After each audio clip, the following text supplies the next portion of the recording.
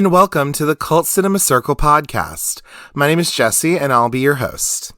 So on today's episode, we're going to go over a teen horror classic from 1998, which I guess you can argue is there's a bunch of those you could choose from, but today we're going to be going over a reinvention of the Invasion of the Body Snatchers story.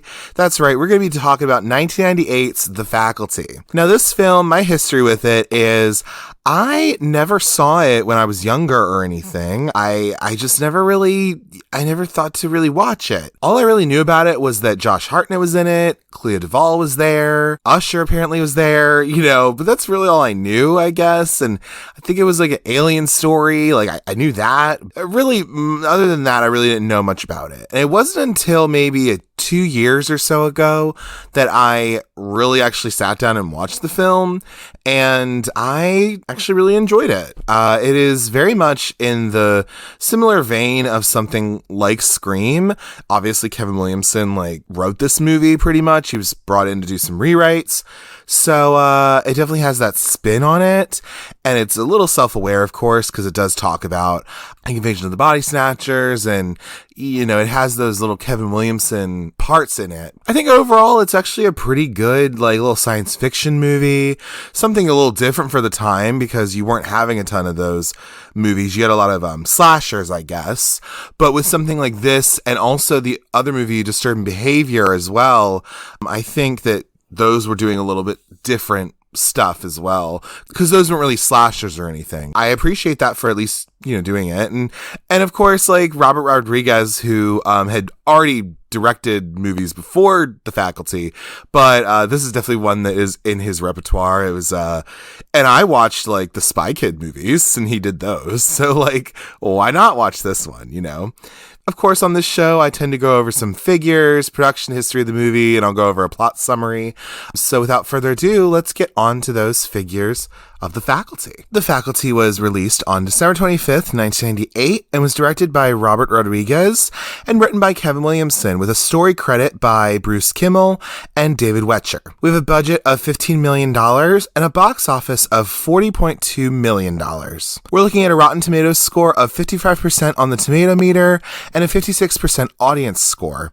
We're looking at an IMDb score of 6.5 out of 10 and a Letterboxd score of 3.3 out of 5.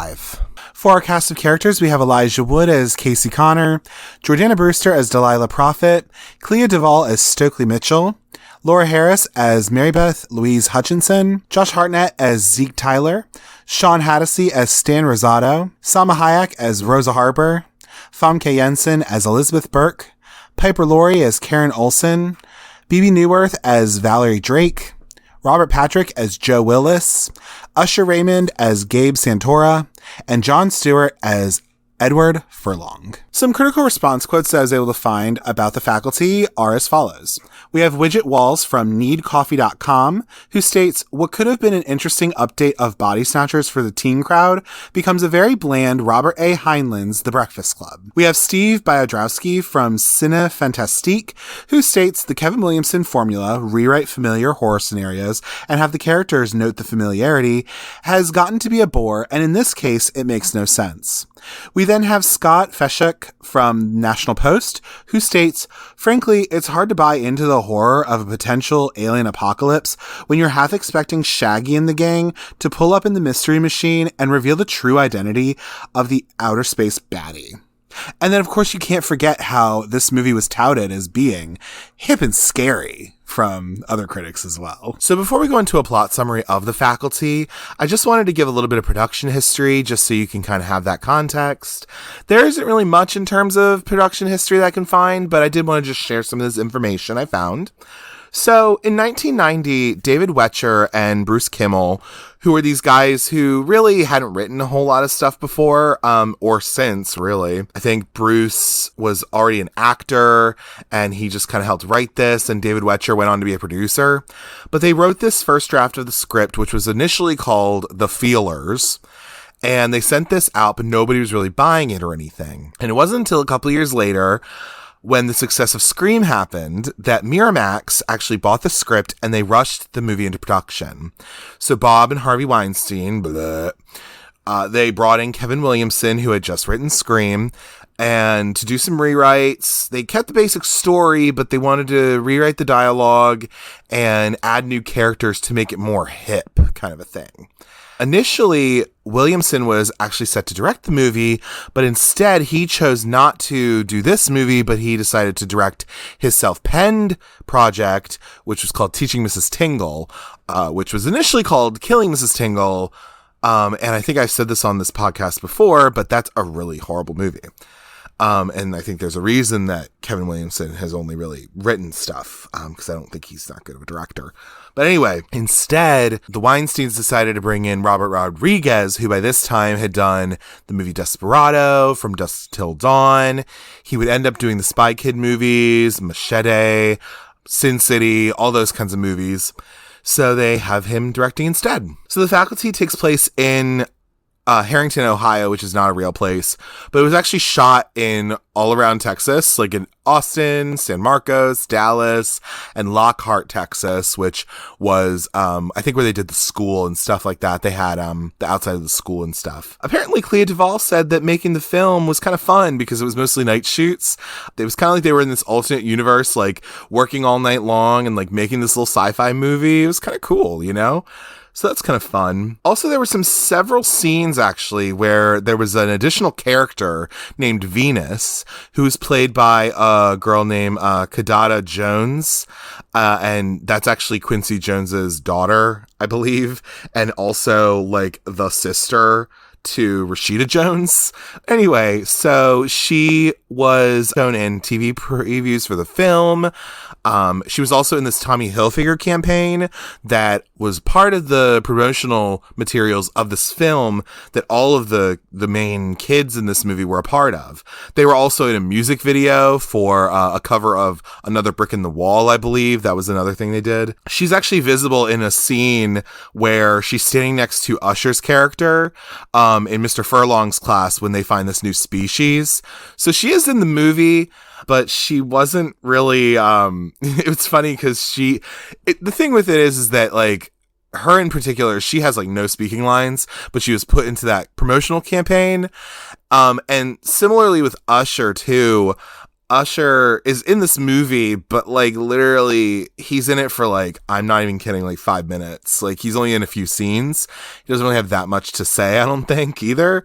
So I thought it was really interesting too. I said this in my Bring It On episode, but yeah, I mean, I think that maybe they targeted a certain like demographic, like a more quote unquote urban demographic, I think they would say, with something like that. Because again, when you see someone like Usher in this movie, or you see, you know, someone like, Gabrielle Union and Bring It On, and you see these other folks of color, you think, oh, they're going to be in this movie. Like, that's awesome. And then you see the movie and you're like, oh, wait, they were only in it for a little bit. That's weird.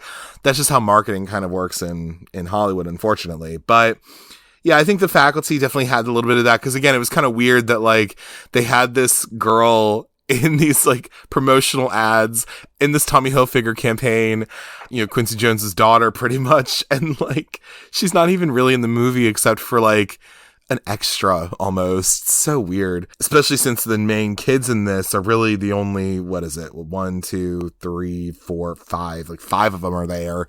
So I just thought that was really interesting. Yeah, that's pretty much a little bit about that. Yeah, no, generally, like, it was all done in Texas. That's why I think it's funny that, I don't know, I'll probably mention this in my plot summary, but I thought it was funny that one of the kids in this movie is one of the kind of, like, background characters, if anything. You'll notice John Abrahams is in this movie, and he is from Scary Movie. He plays one of the guys in Scary Movie, and so he was in there. And then also Wiley Wiggins is in this movie for a little bit. He plays quote unquote fuck up number 2 or something like that. And if you don't know who Wiley Wiggins is, he's Mitch from Dazed and Confused, which I love that movie. And I just think it's so funny. And probably the reason that Wiley Wiggins is in that movie is because it was in Texas. So like that was kind of how he got his start, weirdly enough, being in Texas, because he's from there, and that's where Dazed and Confused shot. So like really, I think he went on to like move to LA for like a year or something, and then kind of it didn't really work out there, so he came back. So he probably got this role really just from being in Texas, honestly. And I'm like, hey, that's fine with me. I also don't like the fact that Danny Masterson's in this movie for like a little bit because I don't like him. Again, anybody who's kind of a creep, like I was saying with the Weinsteins, you know. But without further ado, we went over all that production history and all that. But without further ado, let's get to our plot summary. So we begin our film at what other than football practice in the late 90s, which is being led by Coach Willis, who's played by Robert Patrick. He is, of course, as in good old light 90s football coach fashion, he is berating these young men and calling them pussies, and then he sends them off to the showers after practice and all this kind of stuff. You know, as you do, if you've ever seen like Varsity Blues and stuff. So you see that happening, and then once all of the young men are gone and Coach Willis is just kind of finishing up his practice, you then see a first-person view of somebody coming up to Coach Willis. And all he says to them when he sees who it is just, yeah, what do you want? And then you don't see anything happen to Coach Willis at this point, but you know that something has happened to him in a way, because then it just kind of fades away. We then are brought into another scene, which is actually an evening at Herrington High School, which is where this is located. And pretty much we have Principal Valerie Drake, who's played by Bebe Neuworth. And we have some teachers here as well. We have good old Karen Olsen, who is played by Piper Laurie herself, Carrie White's mom. We then have Jessica Brummel, one of the other teachers, who is played by Susan Willis. And then we have John Tate, who is another teacher at the school, who I believe teaches history or something. And he is played by Daniel Von Bargen. And so they're having this little meeting about like how pretty much the school has no money. It's like went to the sports. So like they can't get new computers, Mrs. Brummel. And then no, they can't like go to New York on this trip that they wanted to go on to be more creative. And no, we don't have the ability to do a musical, Mrs. Olsen. Use the same set from Our Town that, you know, we used last year, which is kind of a funny little theater joke. But anyway, so, you know, all of these teachers are leaving for the evening after their meeting, but then Principal Drake realizes that she left her keys in her office, and so she goes and retrieves them. So then Mrs. Olsen is just like out there waiting for her a little bit, even though Principal Drake's like, oh, don't wait up for me, but like, you know, she still kind of stands guard a little bit. Principal Drake then goes back to her office, and she's confronted by the football coach, Coach Willis, who is now has a different demeanor going on. He is talking about how she's so pretty. She looks very nice this evening, and she's just not into that. But then he doesn't give a fuck, and he like literally attacks her pretty much, and like takes a pencil and like jams it through her hand and all that. And she, of course, thinks she's being attacked, which is horrible. And you then get one of the lines, which is fun in this opening, where it's the coach saying, I've always wanted to do that. So Principal Drake thinks she's being attacked, of course, and she is like running out of the school. She's trying to run to the school, but, you know, it's all locked. So she's like, oh no, what do I do? And so then you see Mrs. Olsen outside, and, you know, she's like, oh my gosh, like, you know, of course, like, Principal Drake's like, oh my God, like it's Coach Willis. He's trying to kill me, da-da-da. And so, you know, you can kind of get this idea that like, okay, Principal Drake and Karen Olsen, you know, they're all like trying to like work together so that she can get out of there. So pretty much, long story short, she's able to get out of the school. She's able to lock Coach Willis in. She thinks she's in the clear. There were some scissors, I think, that he had grabbed, and then he actually had dropped, so that, you know, they were now outside, and they think, okay, cool, like I'm safe.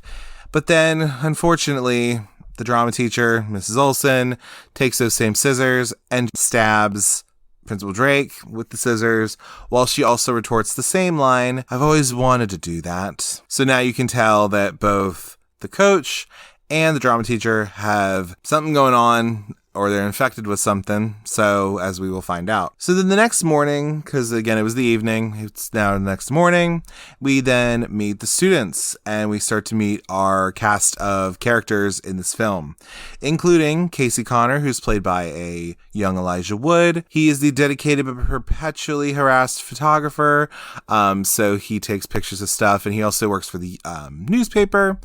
So he also gets his like testicles literally like slammed against a flagpole because he is just this put upon geek type of guy. We then are introduced to Delilah Prophet, who is played by Jordana Brewster in her film debut.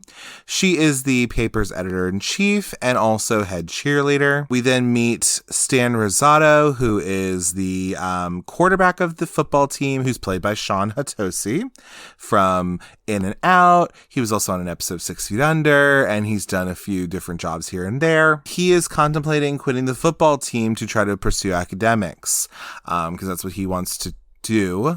He comes to the realization that really people only see him as like the star quarterback, and they don't really take him more seriously than that. And he wants to change that. We then meet Zeke Tyler. We meet him actually first, who's played by Josh Hartnett in his second film after having been in Halloween H2O. In pretty much the same year, they both came out around similar time, so it's probably crazy to see all that. He is an intelligent yet he's rebellious student, repeating his senior year actually. He sells among other legal items a powdery ecstasy-like drug that he manufactures and distributes. So you see that. We are also introduced to Stokely Mitchell, who is an outcast, who's played by Clea Duvall from But I'm a Cheerleader, and she's all that and like other movies that she was in. We also are then introduced to the transfer student, Mary Beth Louise Hutchinson, who's played by Laura Harris. And so she's new in town, and she starts to kind of get with Stokely a little bit and tries to spark a friendship of some sort, which really Stokely's not all that interested in, but you know, that's what we have. Back to Zeke. So we also then meet one of the other teachers, Elizabeth Burke, who's played by Famke Jensen.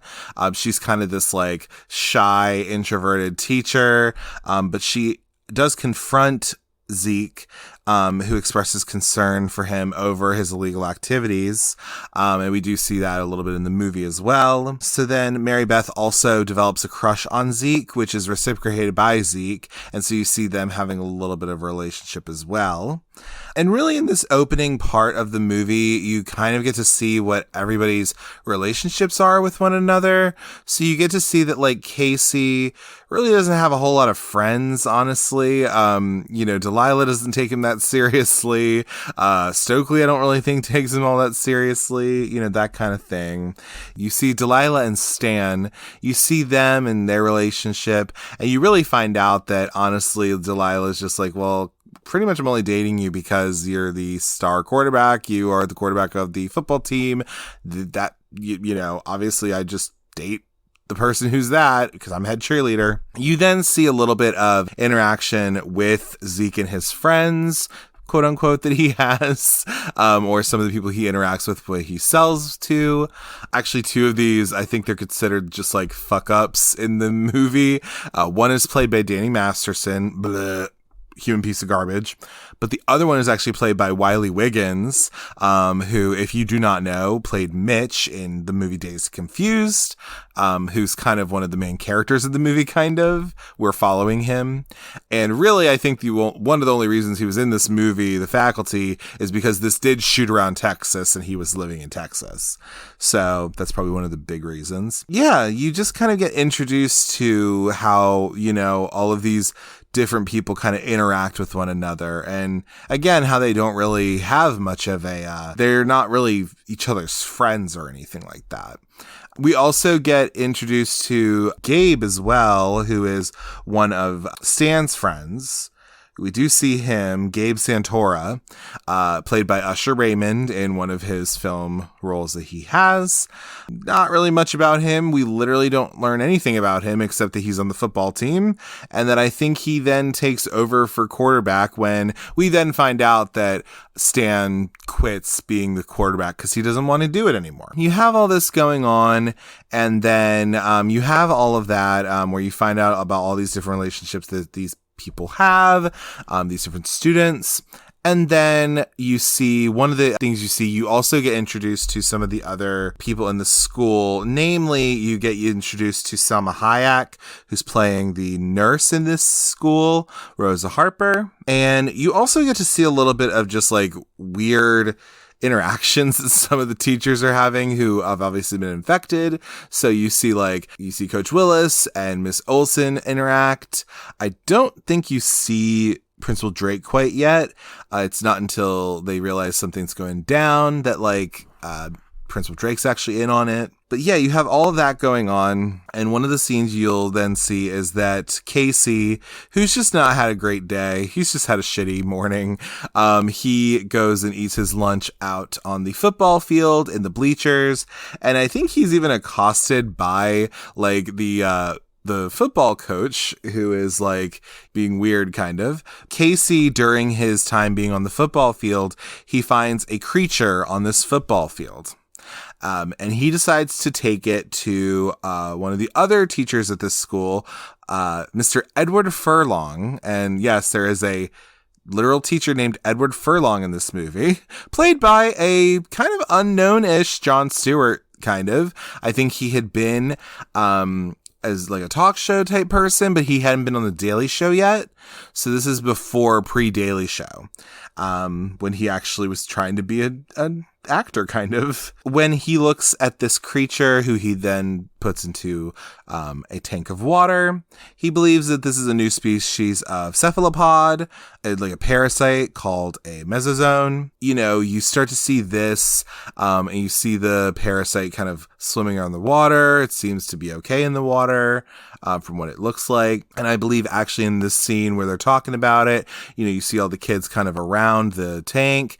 And I believe that's actually when Mr. Furlong sticks his hand in it, because he also says, he's like, I think you might have found a new species, Casey. He actually sticks his gloved finger into the water, and he actually gets bit by this strange creature. So that you then have Delilah and Casey, after all this is going on, they hide in the teacher's lounge to find a story, because, Delilah's in charge of the whole paper, and they're trying to figure out a story that they can have. During this time where we have Delilah and Casey together, who are hiding in the literal closet of the teacher's lounge, they witness Coach Willis and Mrs. Olson forcing one of the parasites into the ear of the school nurse. And they also find the body of another teacher, Mrs. Brummel, in the closet that they're hiding in. So there's this just whole thing going on. Nobody knows that they're in there. But then they flee because they're scared as hell.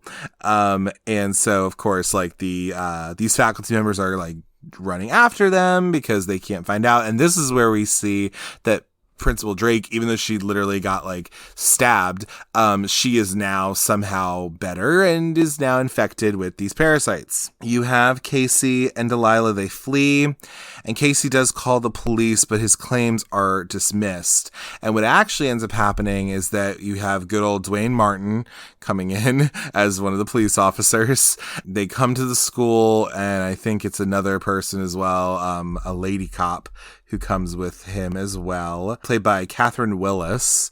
They come to the school, but they are then turned, I believe I think Principal Drake at least turns the Dwayne Martin into a faculty member, or part of the parasite crew, if you will, or whatever you want to call it. So you have that going on in this movie as well. So you have all that, and you meet the parents of Casey, because they take him back home because they're not happy with all these it's not even all these stunts that they pulled, but they're not happy because pretty much it seems like Casey is somehow lying, but really he's not lying, but nobody wants to believe him, which is just kind of an unfortunate thing when it comes to that. So we have that going on in the story. And then pretty much the next day, because we start to realize after all this, because Casey's been grounded and all this stuff, but he's starting to realize there really is something going on here. So Casey tells Delilah, Stan, and Stokely that he believes that the teachers are being controlled by aliens. He thinks this because he sees that they visited him, these teachers visited him in the night at his home. And I think he even believes that his parents also might have gotten, infected as well. At some point, he starts to believe that, like, oh my God, our teachers are now like complete and utter aliens. But of course, they're like, what the fuck are you even talking about? So what ends up happening is, you know, he takes these people in here, excluding Zeke and Mary Beth.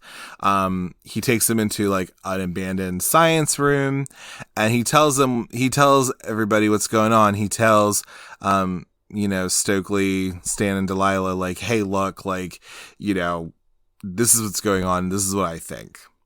And again, nobody believes them. So then we see that Zeke and Mary Beth, they tease him about this theory because they actually were in a whole other room, kind of like make it out a little bit, I think. And they hear this conversation that, you know, Casey's having with these other people, and they're just like, yeah, you're crazy, dude. Like, what are you talking about? Then Mr. Furlong comes in to the classroom because it is his like science room, and they realize that they're not bullshitting, and that actually Mr. Furlong attempts to infect them, and they realize that this is actually real. So then they have to like protect themselves. So I think like, what was it? I think like there's a paper cutter in there, and they turn the paper cutter kind of into a machete. They take the blade off of it so that they could try to like defend themselves. I think like Zeke's really trying to do that. But then Zeke ends up actually using one of his, he carries around these pens with this stuff that's called scat, which is like this ecstasy type of powder that he makes. And he ends up being able to stick that into one of his eyes, you know, Mr. Furlong's eyes, and then that incapacitates him. So then that's good, awesome, wonderful, kills him. So then Zeke is like, yo, y'all, like, you have to come back to my house then, where we're going to try and figure this is going out. Then you have that whole scene. So they're now deciding, okay, we're all having to stick together now, and they have to leave and go to Zeke's house. But then you realize that everybody else in this movie, the students included, of this are slowly but surely getting turned into these monsters or these different people, and who are being infected pretty much, because they start having the whole lines of like, oh, why is this person hanging out with this person? That's kind of weird, all that kind of stuff. So then Zeke takes everyone to his house because, of course, his parents, they're not in the area. So, of course, he can do that. He experiments on a specimen that was retrieved by Casey. So they're all kind of sitting around, seeing what's going on, doing all this. What they discover is that pretty much these parasites need water to survive, and they can be killed by his drugs, because really all the drug is just like caffeine pills pretty much, and it's just that. So it'll help dry it out. So that's what happens. They do like a whole experiment. Zeke does a whole experiment with like a little hamster. So like he gives the hamster something. He actually has to mercy kill the hamster pretty much. So the hamster does die. But anyway, they end up finding out, you know, okay, but here's what we do. Here's what will make this react, and we can hopefully kill this parasite. So to also kind of keep everybody honest, he's like, all right, y'all. So since now we know that my drugs that I make will kill this thing, I need you to do them. I need you to do these drugs that I'm going to give you in these pens. I need you to snort it so that you can prove to me that like you are not infected. So then one by one, he gives each person a pen full of scat, and pretty much they all have to take it to prove they're uninfected. So they each go around. So you have like Casey go around and it's like hitting him, and then you see Stan taking it and all that kind of stuff. And then you see Stokely having to take it as well. And you see Mary Beth and Delilah, they're apprehensive about doing it, but they still have to do it. And so they're told, all right, well then do it at the same time. And it's then this time we reveal that actually Delilah is infected, and she destroys Zeke's lab and most of the drug supply before she escapes. And you actually see a car outside of Zeke's house, which I guess had already been planned by the people who were infected with that. We don't quite know when she got infected, I guess. Like, we don't see it, but it must have happened at some point during the, part before this. And then I think also before all of that going on, we do get Stokely and Casey kind of talking to one another, because Stokely appears to be a fan of science fiction. So being able to talk about, Invasion of the Body Snatchers and like what happens in that movie, and then also the source material of the book that's based on, actually. So we do get that scene as well, which I always thought was fun, because that really is kind of the Kevin Williamson twist of it all, because his movies, especially at this time, were very much self-aware of kind of the genre that it was poking fun at, if anything. Kind of like how Scream did that for horror movies. I think The Faculty was doing for these kind of more traditional sci-fi type things. But because Stokely is kind of the resident person who knows about sci-fi and stuff, her speculation is that killing the alien's queen will revert everyone back to normal. So based off of this, Delilah's already left. So you're left with Mary Beth, Zeke, Casey, Stokely, and Stan. And you also see that like Stokely and Stan, Stokely has a crush on Stan, so that all happens. They then return to the school where the football team is playing, and they're infecting the opposing players. So you then, you see that going on, where they're having this other football team, and they are like slyly trying to like make sure that the parasites go into this other team so they can infect the town. Because that was the other thing you kind of see, that the rest of the town is also infected, slowly but surely, actually quickly but surely, really. They get this idea in their head that Principal Drake, since she's the leader of the school, must be the queen of the parasites. They isolate her in the gym and they shoot her. Stan confronts the coach and the team to see if the plan works. So he like goes out to try to see if he can reason with them. But of course they can't. He tries to come back into the school, and it ends up happening that like he is just infected himself. So you have all that going on. And then Zeke and Casey retrieve more of Zeke's drugs from his car. So this leads to this whole scene of like Zeke going out to his car while Casey's kind of making a distraction. The football team is coming after like Casey, and then Casey goes into one of the school buses and is actually accosted by Delilah, where they have that kind of scene going on. And then you're back to Zeke, where he's trying to get his drugs out of his car. And of course you have an earlier scene with Elizabeth Burke, Famke Jensen, who, after she's been turned, because beforehand when she confronted Zeke, it was more of like her being shy and timid about this whole thing, about how he shouldn't be selling stuff on school property, and all this. And then you see that she's really feeling herself after she's been infected, and she like reads Zeke down pretty much. And then you have this other thing going on near the end of the film, because we're going to be nearing the end, but pretty much like Zeke and Mrs. Burke kind of facing off for one another. So then you have that. And of course, what ends up happening is like, I think what ends up happening is that I believe the school bus or something blows up, and then Mrs. Burke's head comes along with it. And so her head has to like come back to her body or whatever. So like her head is now this like kind of octopus parasite thing. It has to like come and reattach with her head. It's very campy, very over the top, of course. So yeah, you have that scene with Zeke and Casey trying to kind of divert attention and doing all of that. And then you have Mary Beth and Stokely back in the gym, because again, Stan's already been infected. And you then see, Stokely's kind of talking to Mary Beth a little bit and all that. And then you realize what's actually going on. You realize that, okay, so Principal Drake wasn't the queen, but Mary Beth then reveals herself to be the alien's queen.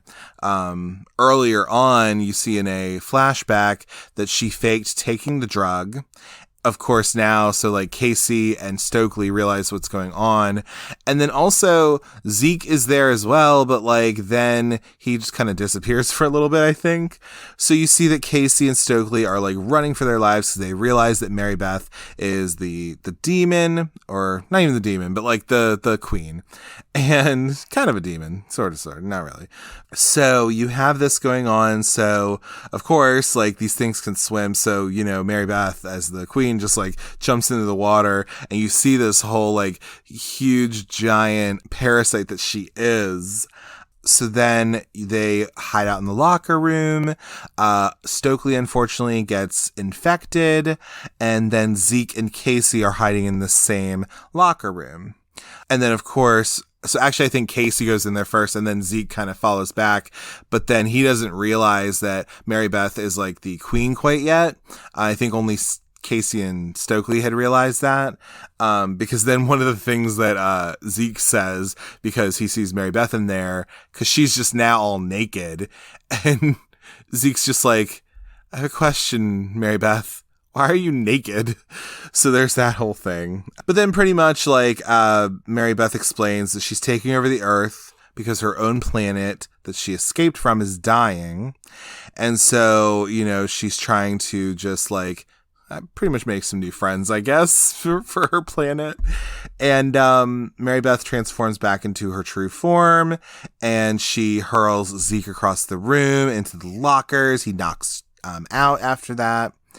And so then it's only Casey, really, because Stokely has already been turned. Casey takes the drugs that Zeke had.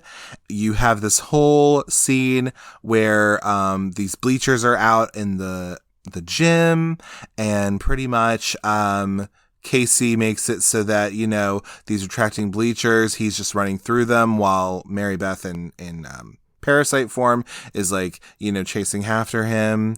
He then gets to the end of them, and he's able to capture Mary Beth in her parasite state, and he stabs the drug into the queen's eye, and he then is able to pretty much kill the queen. Casey returns to the locker room, and he finds that Stokely and Zeke are still alive, which is nice, which is great. And you realize that it's all come to an end. And then we have one of the most hated coda moments ever in a film. We then see it's 1 month later. Everyone has now returned to normal pretty much. All the students who had been infected are no longer infected. We see that Stan and Stokely, who has now shed her goth girl image, are now dating, which I think is a travesty because I love gothic Clea Duvall. It makes no sense why she would just like change her look to be with Stan, but okay. Zeke has taken Stan's place on the football team, which is funny because there's like the scene where like he's literally like just smoking like while he's like in the middle of practice kind of, which is just funny.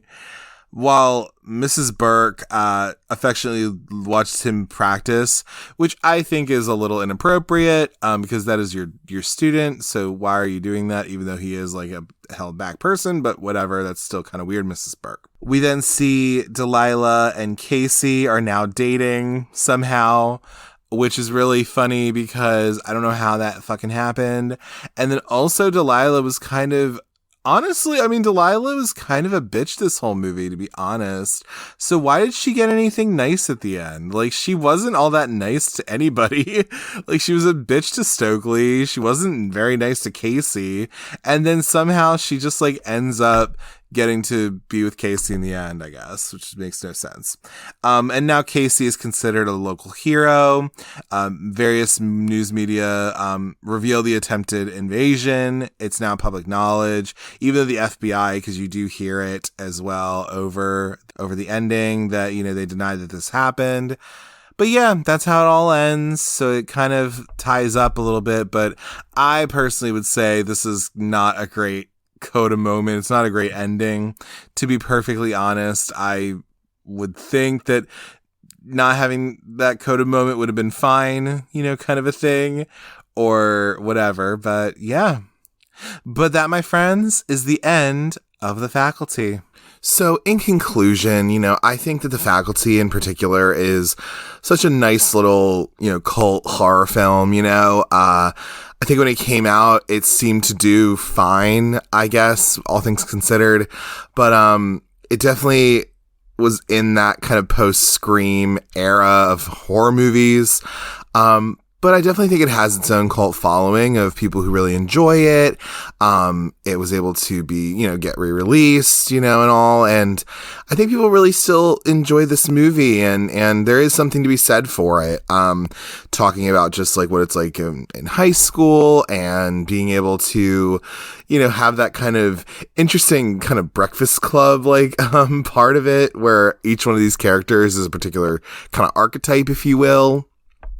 But I do think that The Faculty is definitely worth your time to watch, especially if you're interested in this kind of late 90s cinema, late 90s horror especially. I would highly recommend it. So in order to stream, you can find this on HBO Max. It's been on there for the last few months. So if you have an HBO account, you can always watch it there. But I would even rent this shit, if you don't have HBO or whatever, you could probably find it somewhere. But I would definitely give The Faculty a watch because I think it is absolutely worth your time. I think watching something like Body Snatchers would be fun to then watch this movie and get some of the references and all, just so you can have that. So definitely highly recommend. As always, if you'd like to get in touch with me, you can do so at cultcinemacircle@gmail.com.